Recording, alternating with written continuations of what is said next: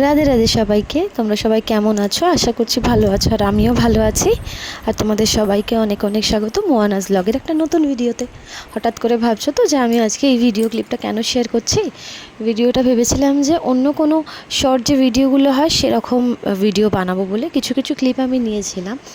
But তারপরে মনে হলো যে না, তোমাদের সাথে শেয়ার করতেই হয় যে কোনো কিছু ভালো কাজের পেছনে কতটা পরিশ্রম থাকে, কতটা কষ্ট থাকে, বা কত কিছু অ্যাডজাস্ট করে তারপর সেই ফিনিশ লাইন পর্যন্ত যেতে হয়।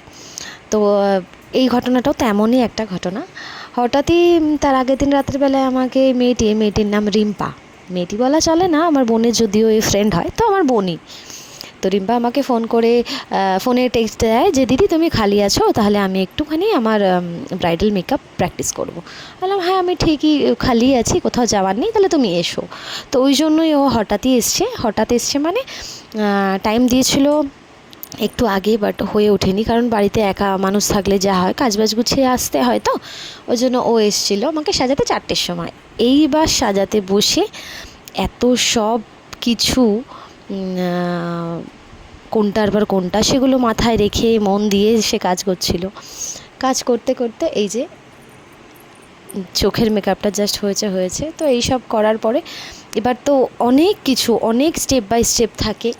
ম্যাক্সিমামটা আমি চোখ বন্ধ করেই তো ছিলাম, ওই জন্য আমি অতটা হয়তো বলতে পারবো না। আমি যেটুখানি ক্লিপ নিয়েছিলাম সেটুখানি চেষ্টা করছি তোমাদের সাথে শেয়ার করার। তো এত সব কিছু করার পরে জানো তো, মাঝখানে একটা সময় এলো যখন হয়ে গেল বিপদটা, কারেন্টটা চলে গেল। ব্যাস, এইবার সে কী করে, এবার আমি ঘেমে যাব, এবার আমার মেকআপটা খারাপ হয়ে যাবে।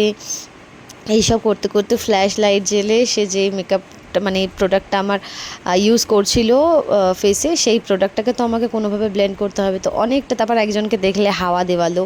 তো এত সব কিছু করার পরে সে আমার মেকআপ করে। দেখো ফাইনাল লুকটা, যখন আমি পুরোটুকু রেডি হইনি তখন আমার মুখটা এরকম লাগছিলো। আরও একটা ঘটনা, যেটা হচ্ছে আমার টিপটা, যেটা আমি কোনোদিনও এত বড় টিপ পরিনি।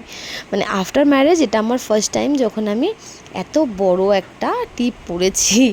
তো মেকআপটা জানিও আমাকে কেমন লাগছে এখন।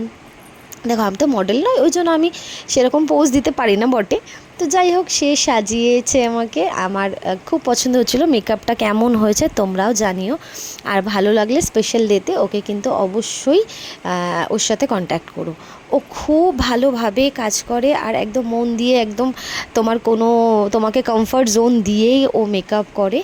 তো আশা করব যে তোমাদেরও হয়তো সে দিনটাকে আরও ভালো করে তো মানে ফুটিয়ে তুলবে। দেখো ওর হাতের কাজ খুব ভালো, আই লুক খুব ভালো করেছিল। এবার আমার ফাইনাল লুকটা দেখো, এই যে এখানে তখন আমি সিঁদুরটা আমাকে পরাইনি, আমাকে শাড়ি ড্র্যাপিং সবই ও করেছে, আমি জাস্ট বসেছিলাম। তো যাই হোক, ভিডিওটা কেমন লাগলো, ভিডিওটা যদি ভালো লাগে like share comment and subscribe করে দিও, আর পাশে থাকা বেল বাটনটা প্রেস করো। আর হ্যাঁ, আমার হাতটা দেখে মনে হলো আরও একটা আমি স্পেশাল জিনিস করেছিলাম, যে এত মোটা শাখা পলা আমি পরেছিলাম, যেটা আমি এর আগে পরিনি, আর যেটা এর আগে আমি এতক্ষণ স্টে করিনি। অলমোস্ট 10-12 ঘন্টা এখনও আমার হাতে রয়েছে। 10-12 ঘন্টা আমি এত মোটা শাখা পলাটা হাতে পরে রয়েছি। এইবার আরও একজনের পরিশ্রমের কথা না বললে নয়, সেটা হচ্ছে বাচ্চি। সে অফিস থেকে এসে ক্যামেরা নিয়ে ছবি তুলছিল।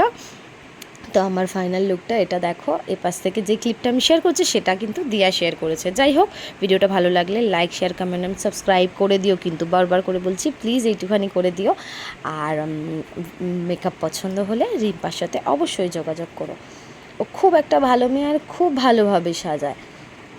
একটা মানে মেকআপ আর্টিস্ট যারা হয় তাদের অনেকটা পরিশ্রম আমি এইভাবে দেখলাম, কারণ এর আগে আমি যখন সেজেছিলাম এতটা খাটনিতে তাদেরকে সাজাতে হয়নি।